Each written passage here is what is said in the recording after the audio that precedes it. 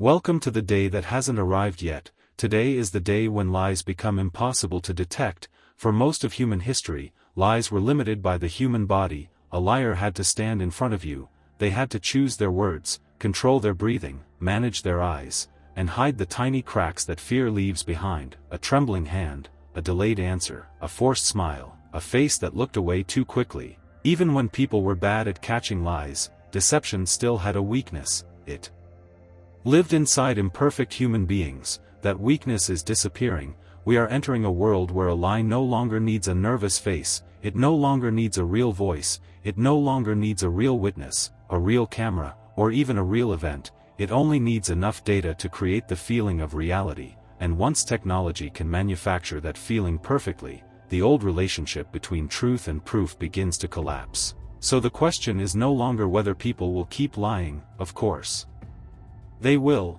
The real question is this: when will lies become impossible to detect?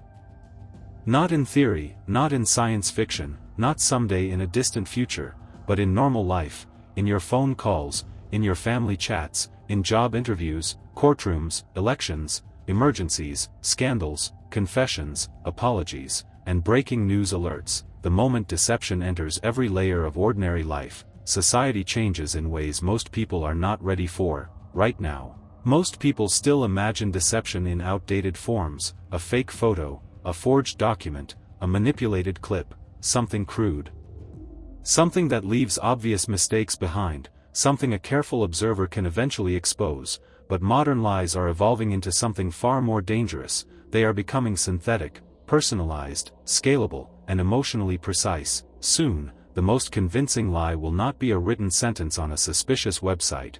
It will be a perfect voice message from your child asking for help, a live video call from your boss giving urgent instructions, a realistic recording of a politician declaring war, a medical update from a doctor who does not exist, a confession spoken in the exact voice of a person who never said those words. And the most disturbing part is that these lies do not need to fool everyone, they only need to fool enough people for long enough. That is how trust begins to die. Civilization has always depended on shared reality. Courts need evidence, journalism needs verifiable events, science needs reproducible facts, friendships need honest memory, families need trust in each other's words. Love itself depends on the belief that another person is real, sincere, and present.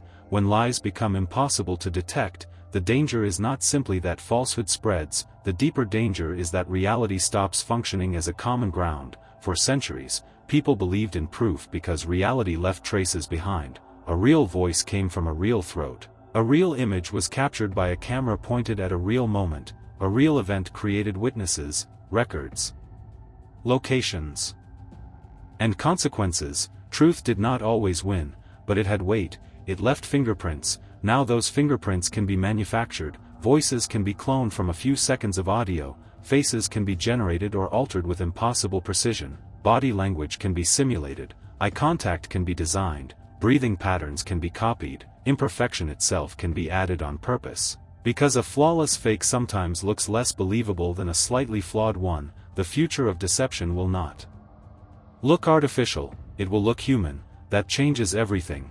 Imagine a world where every recording can be dismissed as fake, and every fake can be defended as real. In that world, truth does not disappear because lies become perfect. Truth disappears because verification becomes too slow, too expensive, too technical, and too exhausting for ordinary people. That is the real turning point. Lies become impossible to detect not when synthetic media becomes flawless, but when fake content becomes cheaper and faster than verification. That moment is already starting to appear. You can see it in financial fraud, where cloned voices are used to steal money and issue false instructions. You can see it in politics, where manipulated clips spread faster than corrections. You can see it in social media, where outrage travels at the speed of emotion while verification moves at the speed of caution. You can see it in the rising instinct people already have to doubt everything they see and hear. Soon, deception will move even deeper into daily life. Parents will receive emergency calls from the voices of their children, employees will hear urgent messages from executives who never sent them, schools will struggle with fabricated evidence, police and courts will face synthetic testimonies, hospitals may need to verify not only identity, but the authenticity of records, orders, and consultations. And children growing up in this world may learn a disturbing lesson very early. Seeing is not believing, hearing is not believing, and even being present is not always believing. At first, society will try to fight back.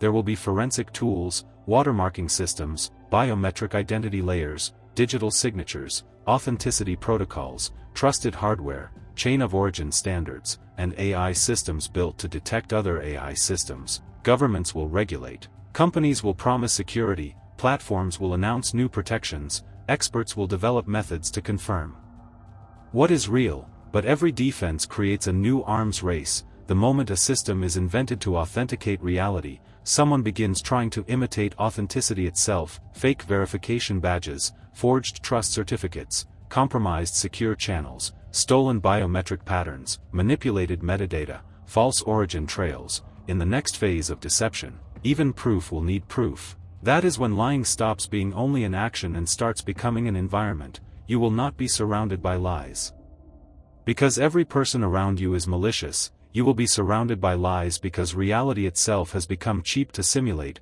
Once synthetic events are easier to produce than real evidence is to verify, deception stops being exceptional, it becomes infrastructure. And once deception becomes infrastructure, people begin to adapt psychologically. They stop asking, "Is this true?" They start asking, "Who wants me to believe this?"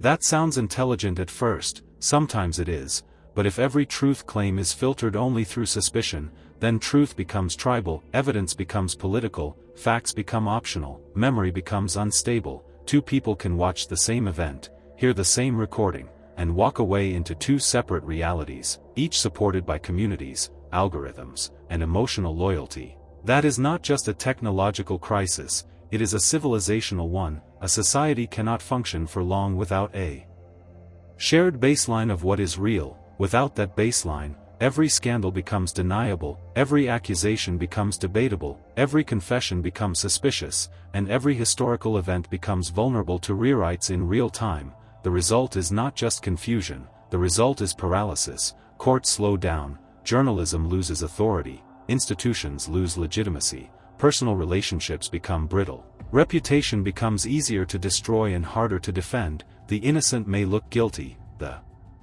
guilty may look framed, the public becomes exhausted, and exhausted people do something dangerous. They stop caring whether something is true as long as it feels useful, comforting, or aligned with their side. That may be the darkest stage of all, because the final victory of deception is not the perfect fake, it is emotional surrender. So when will lies become impossible to detect?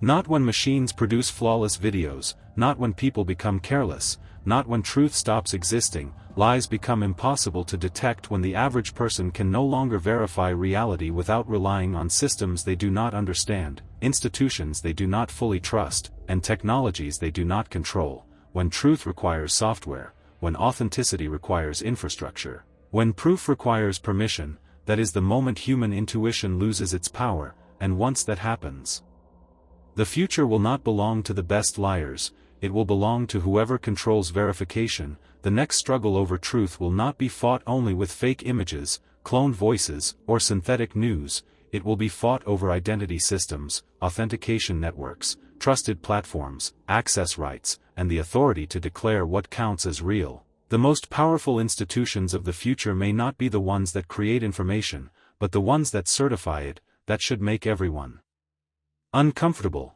because if truth can only survive inside controlled systems, then truth stops feeling free. And if ordinary people cannot independently confirm reality, then trust becomes less like a human judgment and more like a licensed service. So maybe the final question is not whether lies will become impossible to detect, maybe the final question is this: what happens to humanity when reality itself becomes negotiable? What happens to justice when evidence can always be doubted?